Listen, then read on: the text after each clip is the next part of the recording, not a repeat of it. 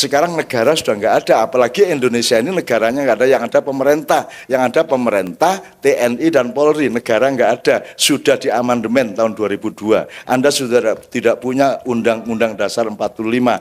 Ini Indonesia sudah bukan seperti yang diproklamasikan oleh Bung Karno. Anda harus kembalikan, dan saya minta kepada TNI, Polri, kembalikan Indonesia sebagaimana proklamasi zaman dulu. Itu. Makar aku. Makar tersesat menuju kebenaran, betul enggak? Lo memang sudah bukan Indonesia. Ini sudah Undang-Undang 2002 kok ini. Gitu loh. Sudah enggak ada negara. Semua lembaga pemerintah, ASN saja, aparat sipil pemerintah, maka taatnya kepada pemerintah. Padahal ASN taat kepada undang-undang negara, aparat sipil negara. TNI, Polri itu aparat negara, bukan aparat pemerintah. Betul enggak? Mereka permanen sampai pensiun. Kalau presiden cuma 5 tahun outsourcing, TKI 1. Betul enggak? Lah mengko iki mencah outsourcing kok merentah-merentah sing wis permanen kaya ngene iki. Kira bener tata negara nih kaya ngene iki. Suatu hari kita rubah. Ayo winih-winihku cukul untuk masa depan. Dandani Indonesia. Karena Indonesia tidak bersaing dengan dunia. Indonesia adalah pengayomnya seluruh manusia di dunia. Indonesia adalah penyayangnya seluruh manusia di dunia. Indonesia adalah ibunya seluruh dunia.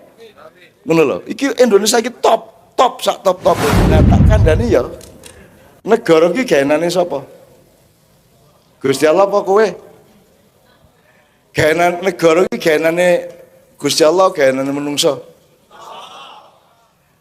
Kowe iso jamin nek gaenane menungso iku abadi.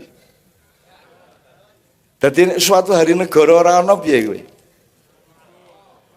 Ora masalah toh? Nah, Anda disiapkan untuk menjadi manusia pasca negara. Ojo keliru loh ya. Jangan nesu loh ya. Tak kandani ya, dulu pertama masyarakat keluarga kecil Nabi Adam, Siti Hawa dan anak-anaknya, keluarga kecil baru berkembang, terus setelah menjadi satu komunitas mereka nomaden, pindah ke sana sesuai dengan habis tidaknya makanan di hutan yang dihuni. Kemudian ada banjir Nuh, oleh Nabi Nuh setelah mendarat dibagi ngalor, ngulon, ngetan, ngidul. Kan gitu. Terus menjadi tribe, menjadi suku-suku. Jadi lebih besar dari nomaden dan keluarga. Kemudian menjadi kerajaan-kerajaan, ya ra? Aku takon, sing suku-suku saiki sing ngrempel ora? Ada enggak wong ngrempel sak suku ono ora? Lah wis ora ono to. Di sini aja sudah plural loh, Pak. Macem-macem ning kene. Jogja itu kan ono wong ngendi wae sak donya ono. Kan gitu. Jadi sudah tidak ada suku yang ngerempel, tidak ada. Hilang. Kerumunan suku sudah hilang. Kemudian kita bikin yang namanya bangsa.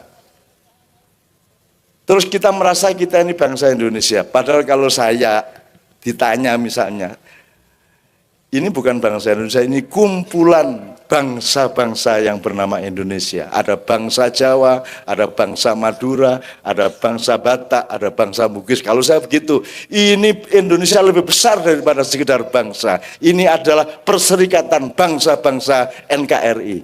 Menurut aku, lebih Pak Rektor. Bagaimana? Orang Belgia sama orang Belanda bedanya apa? Bahasanya sama, gennya sama, tapi dua negara, dua bangsa. Kita ini 12.000 suku. Kita menyebutnya suku, padahal semua bangsa. Orang Dayak itu bangsa yang besar, orang Jawa bangsa yang besar, orang Minang itu bangsa yang besar. Kok kita menyebut suku? Jadi kita ini memperkecil diri kita sendiri, kita mengkerdilkan diri kita sendiri. Kapan-kapan aku usul jenenge Indonesia itu Perserikatan Bangsa-Bangsa Indonesia. Ngono kuwi. Memang beda kok. Beda. Bangsa Madura itu beda jauh. Beda jauh. Segala macamnya, caranya sholat beda. Kelakuannya sama Allah beda.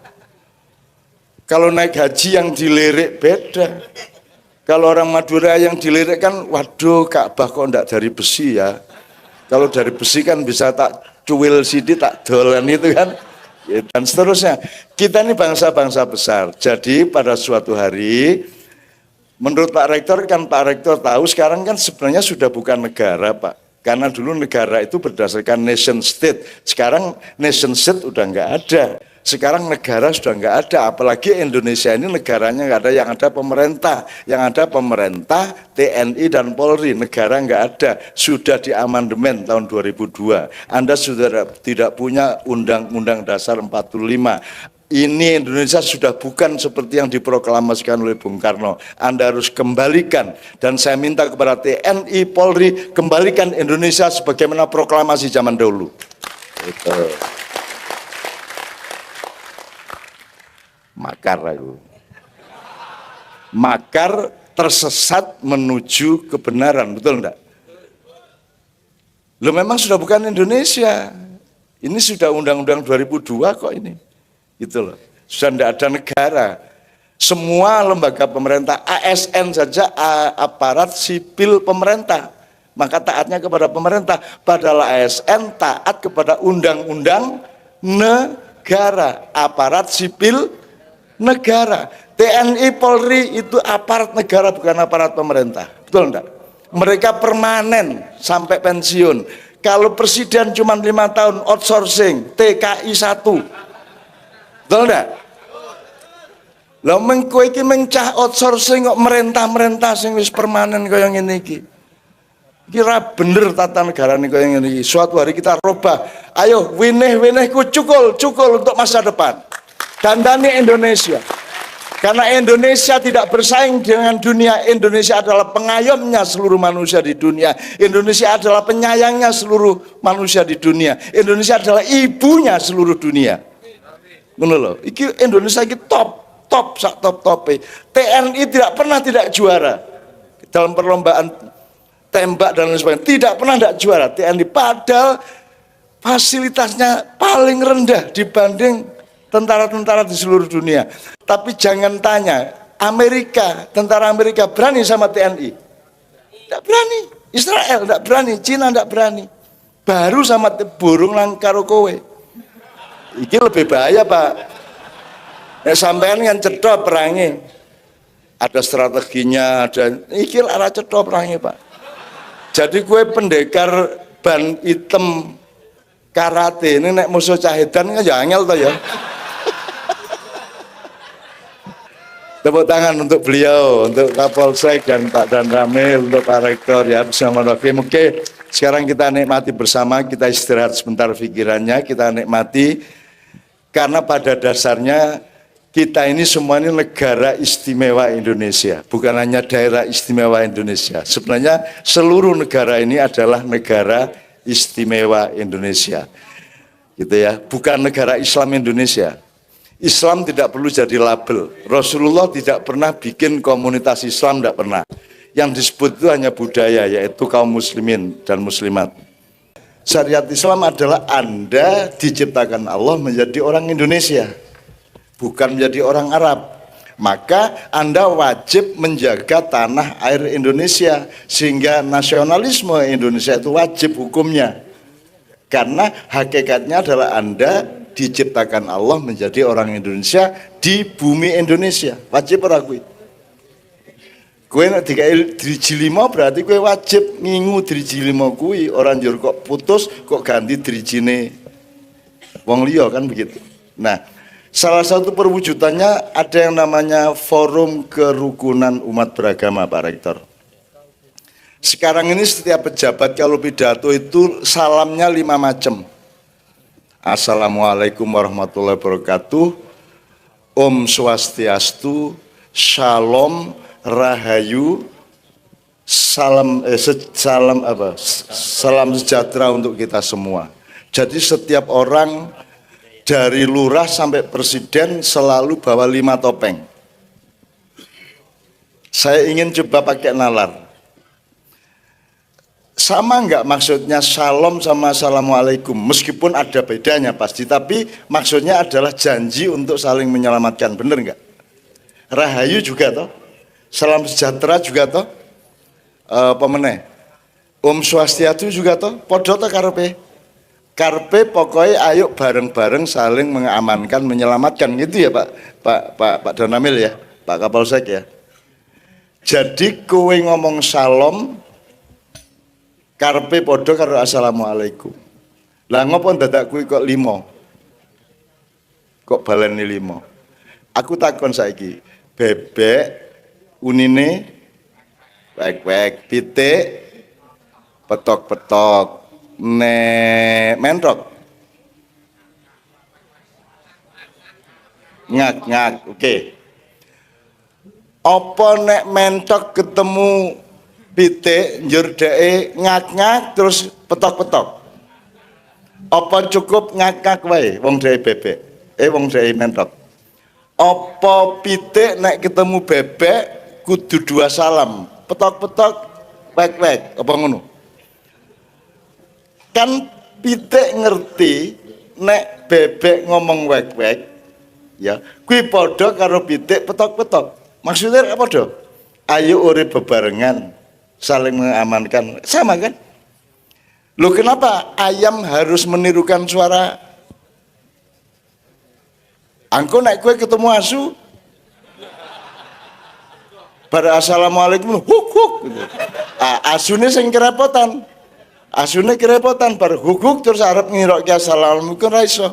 Padahal kalau asu huk-huk itu juga janji bahwa dia akan mentaati sunnatullah atau syariat Islam itu tadi. Betul enggak? Jadi kenapa kalau Anda orang Islam ya ucapkan assalamualaikum. Nanti kalau yang Anda kasih assalamualaikum orang Hindu dia akan mengatakan akan membalas rahayu. Kan begitu? Kalau Anda orang Buddha, Anda mengatakan Om Swastiastu kepada Anda, karena Anda orang Islam, Anda membalas Waalaikumsalam. Bener nggak saya? Nalar ora kuwi? Banganmu badir lambemu. Bendina kudu mengucapkan kuabeh iki lho. Itu bukan toleransi. Itu loh, itu artificial, itu ngarang-ngarang.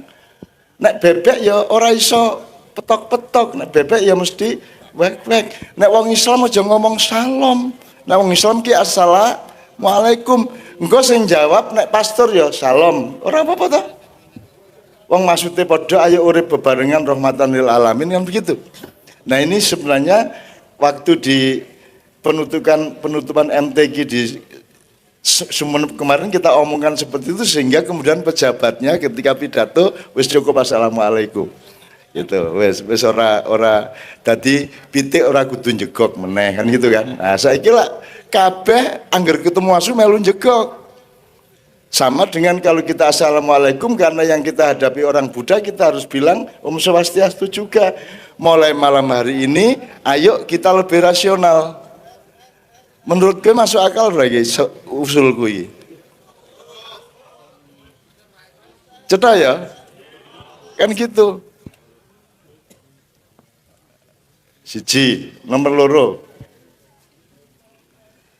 Semalam di Serang itu kita gini Pak Rektor. Nyun sewu ini saya agak merespon beliau. Jadi urip ki ming loro rek, siji hak, siji dzon. Ya. Posisinya hak itu adalah qot'i atau kebenaran yang pasti atau yang sejati. Terus posisinya dzon itu adalah duga-duga, songko-songko, pendapat-pendapat. Saya tanya, Alif Lam Mim ki menurut kowe apa? Alif Lam Mim itu pasti ayat atau bukan? Pasti baik apa tidak? Neng kowe ngerti ora? Nah, pemahamanmu terhadap Alif Lam Mim boleh bermacam-macam, tapi posisinya hanya prasangka dan pendapat. Yang qot'i adalah Alif Lam Mimnya. Jelas ora? Kan wis ngerti ilmune, kuku kuruyuk, kuku runu, kongkorongkong, kan gitu. Sing bener PTE. Nah, saiki lah gitu Pak Rektor. Orang berpendapat bahwa yang bener itu kuku ruyuk. Begitu ada yang bilang kuku runu, tempeleng, haram kayak kan gitu kan. Nah, itu sekarang. Padahal setiap orang itu hanya menyangka. Ana sing ngarani rawon penak, liyane ngarani sing penak kuwi pecel, kan begitu. Sing bener sing ndi? Bener karo. Kalau teori kamera, Anda saya foto dengan kamera, ini kan ada yang handphone bagus, ada yang handphone biasa, hasilnya salah apa bener semuanya? Bener semua, tapi beda enggak? Beda. Kebenaran tidak harus sama, kebenaran bisa beda-beda. Nek kameramu ming Nokia gedang kae, ya toh, hasilnya ya ming bluwu, ya toh. Nek kowe Samsung S mbuh pira kuwi, ya toh, hasilnya akan celing. Tapi salah enggak hasilnya si Nokia? Enggak. Jadi tidak apa-apa, orang itu belawur sidik rapopo. Makanya di Ma'iyah Pak, orang tidak boleh berdebat mengenai kebenaran kecuali dalam konteks akademis dan ilmu, tapi tidak boleh di dalam reaksi silaturahmi budaya. Sebab podo bendere kuwi. Kanggone NU sing bener Muhammadiyah apa NU? Wis NU ora apa-apa. Kanggone Muhammadiyah sing bener Muhammadiyah apa NU? Ya ora apa-apa Muhammadiyah, rasa njur ngarani NU salah. Kan begitu. Yang bikin bertengkar adalah begitu kowe ki kukuruyuk nyalake kongkorongkong, kan begitu. Membid'ahkan kongkorongkong, mengharamkan kongkorongkong, kan begitu. Padahal podo bener kuwi. Wong nek wong buta warna ngarani rasa buta warna iki. Iki warnane apa? Nek buta warna kan kelawu toh, abu-abu sama putih. Rasa buta warna orang Madura aja itu Pak, itu kan Nyun Sewu ini emblemnya kan hijau Pak. Tapi jangan tanya sama Pak Muzamil, nanti dia bilang biru Pak. Orang Madura rasa betake hijau karo biru arep piye. Kan begitu. Dan itu ndak apa-apa. Dia bilang biru ndak apa-apa. Sing bener apa sing bener kuwine. Itunya yang benar. Jadi sapa sing mlebu swarga? Sapa sing mlebu swarga? Tidak ada yang tahu, tidak ada yang qot'i. Itu dzonni semua. Siapa masuk neraka, siapa masuk surga, itu dzonni semua. Maka satu-satunya jalan adalah kita saling mendoakan, mudah-mudahan kita semua oleh Allah diridhoi dan dimasukkan ke dalam surga. Lah ngono isone. Kowe rada persaku, kowe rada salah ning wis muga-muga diterima Gusti Allah. Ngono to ya. Mosok kowe ana kancamu rabi kowe ora setuju, ora cocok ora bojomu kaya ngono. Sikile kekamban kuwi.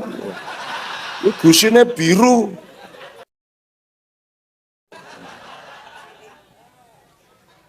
Ora iso.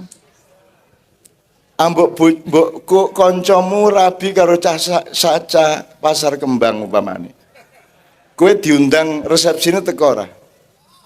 Teko. Njur kowe rewel ora pas teko? Piye karepmu? Rabi kalau cah pasar kembang ora ndirego kowe iki. Mosok ngono kuwi kowe? Lah ora to, Mas?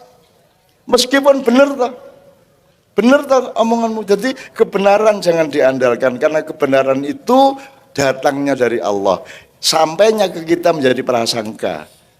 Alif lam mim benar, tapi begitu kita menafsirkan itu prasangka kita, dzon kita, betul enggak? Dzalikal kitabul la raiba fi. La raiba finya pada Allah, tapi begitu pada kita la raiba finya menjadi berbeda. Jadi jangan bilang ini menurut Quran, oh ragu Quran menurut kowe. Memang Quran, tapi Quran di pahammu, di pemahaman, bukan Qurannya itu sendiri. Nah ini teman-teman tidak bisa membedakan. Gitu loh. Lah piye nek awake dikerengan terus kayak ngene iki. Gitu ya Pak ya. Itu salah satu contoh dari respon saya kepada Pak Rektor. Itu semua sudah kita elaborasi bermacam-macam termasuk hak dan don tadi itu. Nah, hak itu bukan milik manusia. Maka rumusnya di Ma'iyah Pak Rektor, Allah tidak pernah menyuruh kita untuk mempertandingkan kebenaran.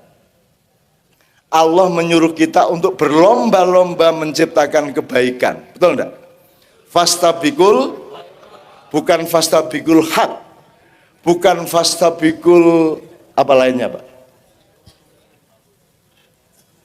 Berdakwah, jangan memamer-mamerkan kebenaran pikiranmu. Berdakwah itu harus hikmah, harus bijaksana.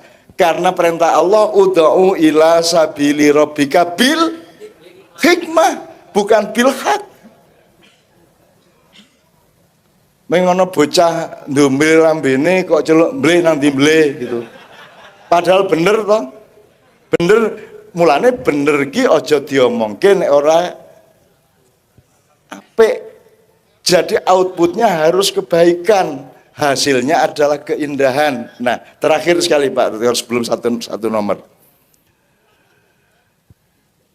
Pertandingan di dunia ini bukan kebenaran, sapa sing luwih bener ora, tapi sapa sing luwih apik. Nggih mboten? Fastabiqul khairat. Jangankan di bidang agama dan akhlak. Messi pemain terbenar sedunia apa pemain terbaik? Loh, bal-balan loh padahal gue. Tapi terbaik loh. Nggak sadar loh mereka, the best.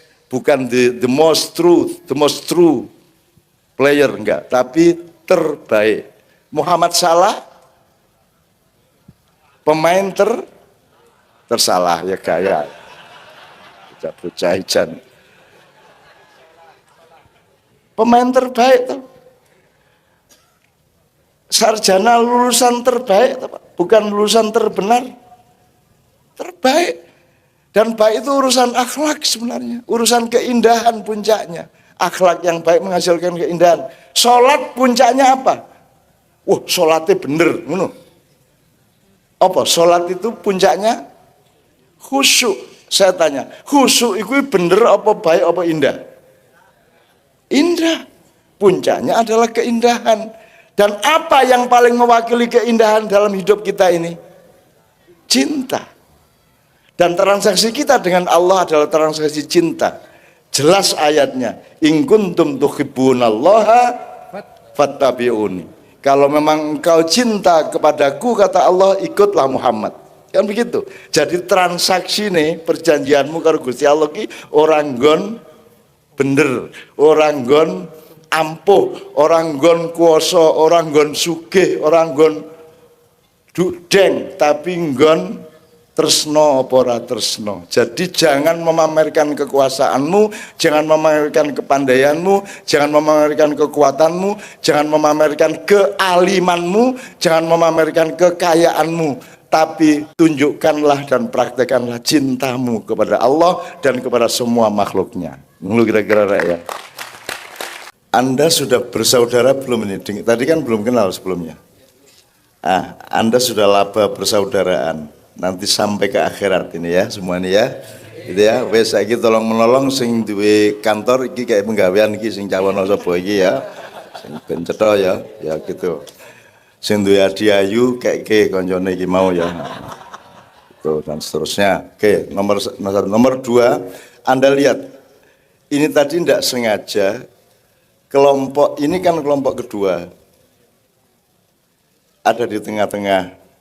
Ini kelompok 3, kelompok 1. Teman-teman sekalian, Anda lihat. Yang 1 dan 3 itu eksplorasi rohman, eksplorasi ngelihat masyarakat secara luas. Kemudian menemukan titik-titik simpul dari permasalahannya. Dan ini sifatnya sudah solusi. Ini sifatnya adalah pendataan yang paling parah dari problem-problem masyarakat. Yang di tengah-tengah ini namanya juga dia di tengah-tengah, maka kalau yang A sama C itu perjalanan keluar, mereka perjalanan ke dalam. Mereka bertafakur. Jadi grup 2 ini tafakur. Semua tentang kesadaran diri, semua tentang mentalmu, mental awake dhewe, moral awake dhewe. Jadi dia tidak mengkritik siapa-siapa, dia melakukan introspeksi dan tafakur. Berarti ada keseimbangan. Gitu ya. Dan ini tidak disengaja.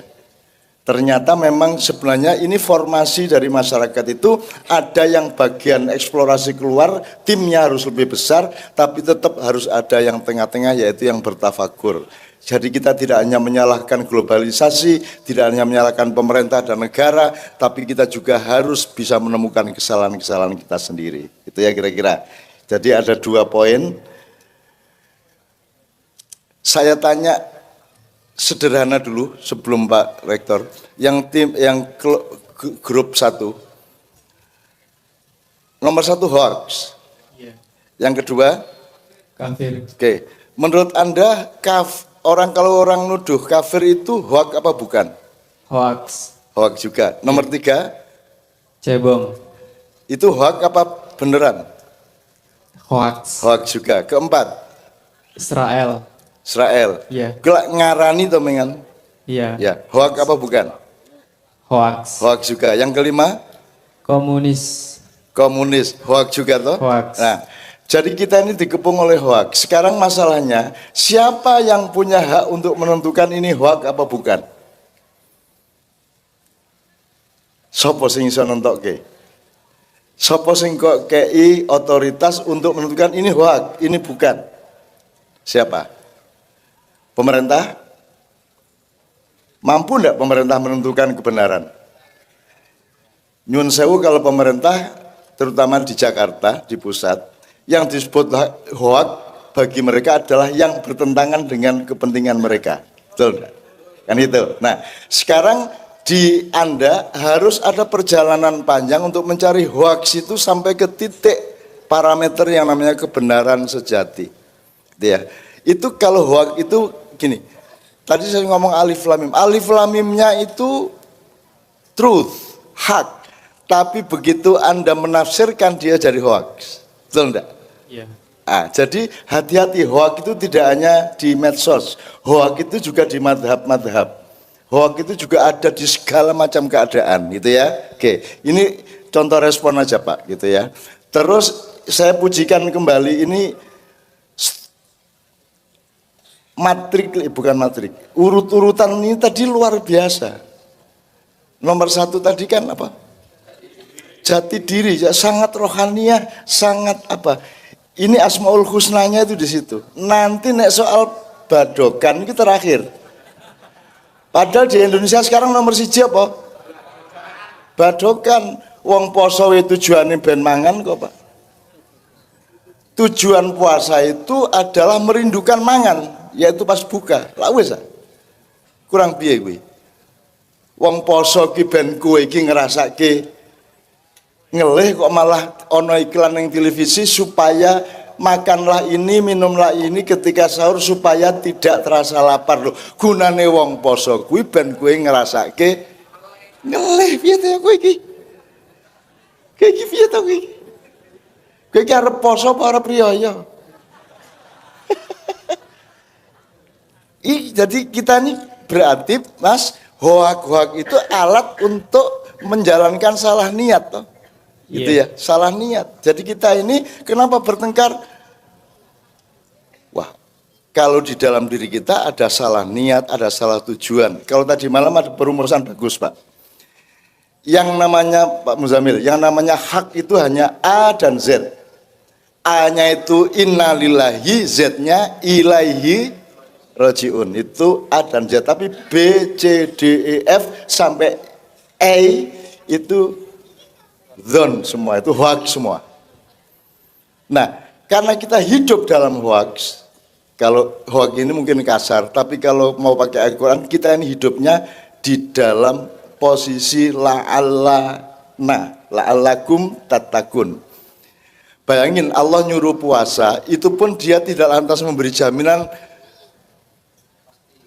kamu pasti menjadi bertakwa karena puasa, tapi Allah menyebutnya la'allakum. Pak Muzamil tolong diterjemahkan nanti menurut bahasa Arab. La'allakum itu apa artinya? Itu kan sesuatu yang subjeknya Anda sendiri supaya kamu mbok menawa nek wong dura rada mbok menawa. Gitu ya. Oke ya teman sekalian. Oke.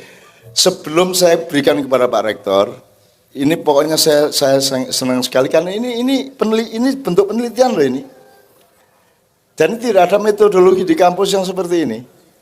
Karena di sini kelihatan sekali cara berpikirnya langsung kelihatan. Ini kecenderungannya tafakur, sana kecenderungannya eksplorasi sosial, di sana menemukan titik-titik negatif sehingga mencari yang positif.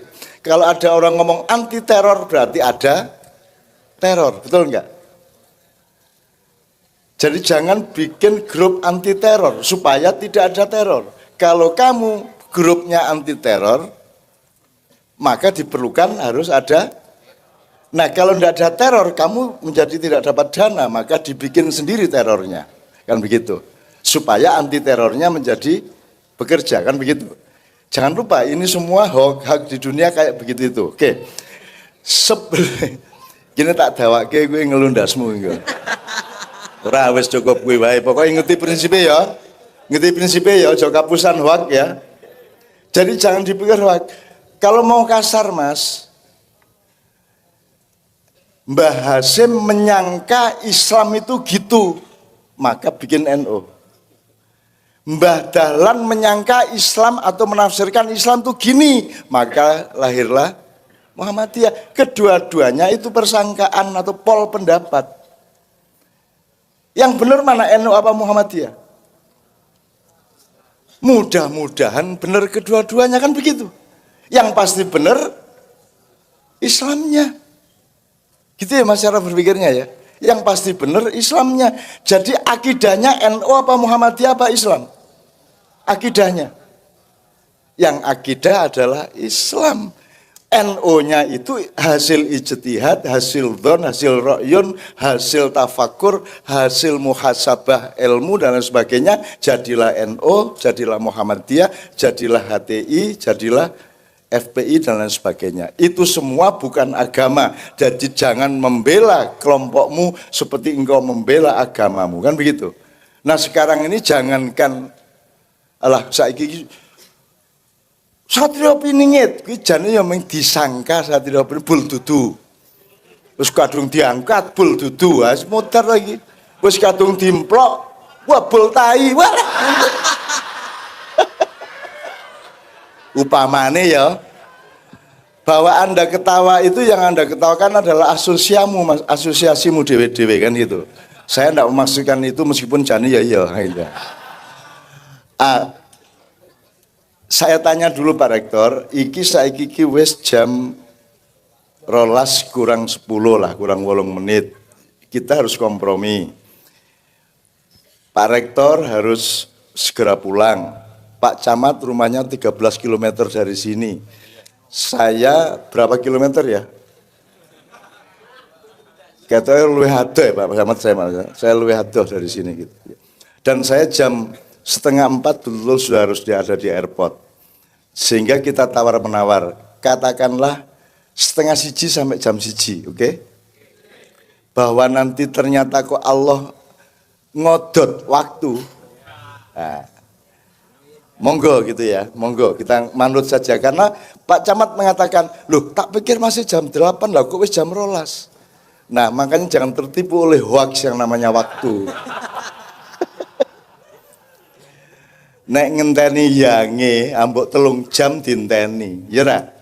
Nek ngenteni honor 10 menit itu suwe banget ngono ta ya. Jadi waktu itu relatif tergantung kepada keadaanmu masing-masing. Oke, jadi kira-kira sampai jam 1 Pak Rektor. Sekarang saya mohon dengan sangat sampean memberi respon lah pokoknya kepada 3 anak-anak muda ini yang merupakan benih dari masa depan Republik Indonesia. Tepuk tangan untuk beliau. Ya. Terima kasih. Ini luar biasa. Jadi ini potret pemimpin itu ya seperti ini. Jadi harus melihat yang ada di lapangan. Jadi tidak boleh berasumsi. Asumsi itu menurut saya, ya tidak boleh seperti itu. Jadi Anda bertiga ini adalah potret-potret pemimpin. Jadi yang dikatakan oleh Pak dan Ramil tadi, Anda semua itu adalah masa depan. Nah, inilah masa depan yang akan dibangun berangkat dari apa yang ada di lapangan. Yang tadi Mas siapa namanya? Mas Maru. Nah, Mas Maru kalau mau lulus, ya ini ditulis. Siap. Ya. Siap. Ya. Jadi Nera lulus kondo aku. Jadi nulis skripsi itu ya dari lapangan ini, kemudian dicari jawabannya, canon tadi dihubung-hubungkan, namanya dianalisis. Sudah nanti lulus Kalau nggak mau tanda tangan pembimbingnya, yang tanda tangan saya itu. Amin. Jadi begitu. Jadi potret pemimpin yang luar biasa. Jadi seorang pemimpin harus berangkat dari lapangan. Jadi tidak boleh berasumsi menurut dirinya. Saya kira begitu. Dan saya setuju yang disampaikan oleh kelompok 3. Memang jati diri. Jadi kita ini kan di dunia, ya, ini kan tidak ada lagi negara, yang ada itu hanya geografis gitu loh. Karena konsep itu sesungguhnya antar negara itu sudah bercampur baur, ya. Jadi tidak ada lagi yang strict atau yang itu menurut negara ini, menurut negara lainnya. Karena apa? Karena dengan era teknologi kita bisa tahu apa saja dan bisa melakukan apa saja. Ya, sehingga yang ada itu hanya geografisnya. Kita di Indonesia, yang lain di Australia, yang lain di Amerika, dan seterusnya. Tetapi secara konsep itu akan sama. Bapak Ibu hadirin, diramalkan di negara Eropa, itu nanti dalam jangka waktu yang tidak terlalu lama, itu akan berubah jadi Islam. Ya. Ramalan. Karena apa? Karena ini era teknologi, saling belajar, ya, tidak ada sekat-sekat lagi. Dan itu diperkirakan juga akan meluas, ya. Karena kebenaran-kebenaran yang ada di ajaran Islam. Mudah-mudahan terus Islam akan berkembang seperti itu. Nah, saya kembali ke persoalan jati diri. Memang inilah yang menjadi landasan kita ke depan. Kalau di teori pendidikan namanya pendidikan karakter namanya. Jadi karakter kita masing-masing. Jadi karakter itu yang akan membangun masa depan. Nah, karena itu saya sangat salut yang kelompok 3 ini bisa menangkap masa sekarang, ya, apa yang ada di masyarakat, perlunya karakter. Jadi perlunya jati diri untuk membangun ke depan. Persoalan kemakmuran tergantung bagaimana kita melihat. Ketika kebutuhan kita terpenuhi, mungkin kita akan melihat sudah makmur gitu loh. Tapi ketika yang bekerja tadi atau dia berjualan kok tidak laku-laku, dia akan menjawab belum makmur atau tidak makmur itu. Jadi sangat relatif kemakmuran menurut versinya di masing-masing. Jadi sesuai dengan itu. Nah, persoalan keadilan lah intinya di situ. Jadi persoalan keadilan ini yang menjadi bagian dari bagaimana negara menjamin masyarakat, pemerintah menjamin kita semua, ya, dengan prinsip-prinsip keadilan. Jadi bukan sama rata, bukan sama rasa, ya, tetapi adil sesuai dengan apa yang dibutuhkan. Tadi Cak Nun membicarakan persoalan hak, ya, itulah bagian dari keadilan. Saya kira 3 ini yang saya tanggapi. Kemudian dari kelompok 1 yang sekarang memang eranya era hoax ini.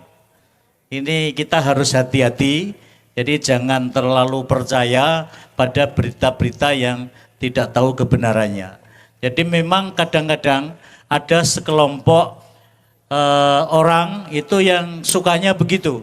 Jadi sudah aman-aman kemudian dibuat supaya ada sesuatu yang dinamisnya itu dinamis negatif dengan hoax-hoax tadi.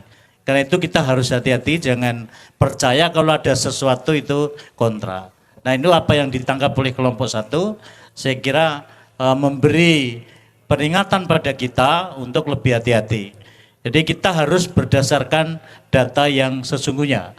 Tidak boleh kita berprasangka, tidak boleh kita menurut masing-masing. Nah, yang disampaikan kelompok 2 ini adalah nilai-nilai, ya, prinsip yang akan menjadi landasan kita. Ini mudah-mudahan juga kelompok 2 yang tadi menempatkan gotong royong di terakhir, menurut saya gotong royong itu harus diangkat yang pertama. Karena kita bisa semuanya hari ini bisa berkumpul berkat gotong royong. Coba kalau ini kan diunduh oleh Pak Warno dan Mas Sabto. Kalau tidak ada gotong royong di antara masyarakat Logo, tidak mungkin terjadi. Kiai Kanjeng ini kalau tidak ada gotong royong, tidak mungkin. Cak Nun mau nabuh semuanya, nggak mungkin gitu loh. Jadi Cak Nun itu hanya seorang, maka butuh orang lain. Itulah perlunya gotong royong. Ya, sehingga ini bagian dari saya kira yang harus kita kembangkan. Saya kira begitu Cak Nun yang bisa saya sampaikan. Terima kasih. Assalamualaikum warahmatullahi wabarakatuh. Saya mengingatkan. Jadi sebenarnya ilmu tidak terletak pada faktor-faktornya, tapi susunan faktor itu juga mengandung ilmu, itu namanya terminologi Pak ya, atau yang melahirkan metodologi kalau di kampus gitu ya. Jadi ini ilmunya tidak terletak pada poin-poinnya nomor satu, tapi pada cara Anda mengurutnya. Anda mengerti mana wajib, mana sunat, mana mubah, mana makruh, mana haram. Anda ingat ya di awal-awal Ma'iyah, masuknya Islam ke Indonesia itu mulai abad 8 sampai abad 12 sudah masuk tapi tidak laku karena apa? Karena yang membawa adalah orang yang nomor 5. Orang yang urusannya adalah kapitalisme dan perdagangan. Ya, betul enggak? Dulu kita nyun sewu Pak Rektor, ini kita belajar gampang-gampangan. Ono wong kuwasa, ono wong kuat, ono wong pinter, ono wong sugih, ono wong apik. Ya. Ketika yang bawa Islam ke sini wong sugih, pedagang dari Gujarat, tidak laku. Karena orang Jawa sudah punya nilai bahwa yang tertinggi di antara manusia adalah orang yang baik. Betul enggak? Ketika yang bawa Wali Songo, itu dia identitas utamanya jati dirinya adalah orang yang baik. Dipercaya dalam waktu 3,5 tahun Islam melebar ke seluruh pulau Jawa dan Nusantara. Nah, dari contoh itu Anda kan sekarang tahu, kita selama ini sudah menyimpulkan bagi masyarakat kita sekarang yang nomor satu itu apa? Praktekin masyarakat. Sing paling didoleki wong saiki apa dadi wong apik apa dadi wong sugih? Semua kan mau kaya, Pak. Semua kuat untuk kaya, pinter untuk kaya, alim untuk kaya, betul enggak? Kuasa untuk kaya. Nah, sudah lahir generasi muda, Pak. Sudah berubah seperti nenek moyangnya dulu. Yang nomor satu adalah jati diri. Karaktermu, dirimu itu siapa? Carilah dirimu, kan begitu. Nanti soal mangan, soal sepi, itu soal nomor 5 kan begitu. Meskipun itu tetap penting. Dan kita sudah tahu Pak, kalau di Jawa kan ada sandang, pangan, papan. Pangan nomor loro. Nomor 1, sandang itu apa? Jati diri. Betul enggak? Kalau kamu ingin kehilangan jati diri, gampang. Berdiri, copot celanamu. Kehilangan jati diri langsung, betul enggak? Jadi wong Jawa wis bener, kenapa Indonesia enggak belajar kepada Jawa? Kenapa tidak diurut dulu sandang, pangan, papan? Kenapa kita sekarang pangan, papan, sandang, kan begitu? Jadi kita tidak ini policy kita di Indonesia ini menomorsatukan pangan, baru papan, baru sandang. Jadi wis ora apa sing penting mangan mudhar apa-apa kan gitu saiki wong saiki lak ngono kuwi. Isin ora apa-apa sing penting dadi bupati kan gitu. Ngapusi wong akeh ini merakyat dan seterusnya itu kan.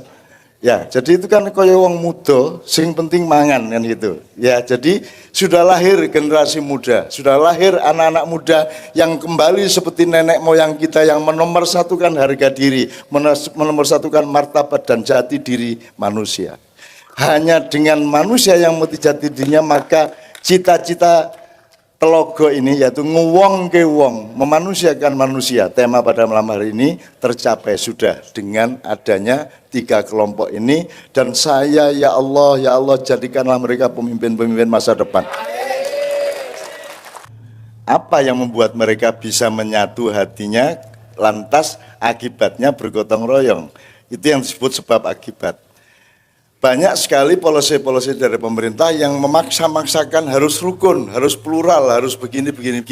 Tapi mereka lupa bahwa kenapa mereka tidak gotong royong, karena saling merasa tidak aman, betul enggak? Nyun sewu Pak Polisi, Pak Tentara, rakyat banyak merasa tidak aman kepada pemerintah.